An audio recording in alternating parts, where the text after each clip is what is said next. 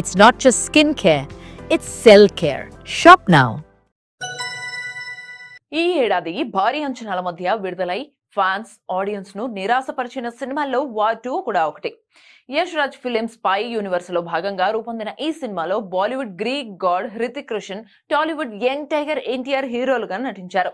దీంతో biggest multi starrer గా war 2 grand గా రిలీజ్ అయింది. అందుకు తగ్గట్టే మొదటి 4 రోజులు భారీ వసూలు వచ్చాయి. 5 రోజుల్లోనే 300 కోట్ల గ్రాస్ వసూలు కూడా చేసింది. కానీ ఆ తర్వాత బాక్స్ ఆఫీస్ వద్ద ఆశించిన స్థాయిలో ఆడలేకపోయింది. అంతేకాదు ఈ సినిమా స్టంట్స్ విషయంలో ట్రోలింగ్ కూడా జరిగింది.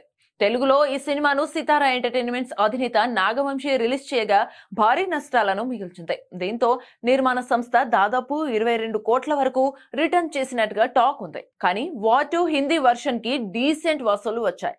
అయితే వార్ 2 మూవీ ఓటీటీలోకి కాస్త లేట్ గా వస్తుందేమోనని అనుకున్నారు. అన్ని సినిమాల్లాగానే వార్ 2 కూడా నెల రోజుల్లోపే డిజిటల్ స్ట్రీమింగ్ కు రెడీ అయినట్టుగా తెలుస్తోంది. ఈ మూవీ డిజిటల్ రైట్స్ ను ప్రముఖ ఓటీటీ సంస్థ నెట్ఫ్లిక్స్ భారీ మొత్తానికి కొనుగోలు చేసింది. దీంతో ఈ సినిమాను సెప్టెంబర్ 12న డిజిటల్ స్ట్రీమింగ్ కు తీసుకురాబోతున్నట్టుగా తెలుస్తోంది. ఈ విషయంలో త్వరలోనే అధికారిక ప్రకటన రానుందని సమాచారం.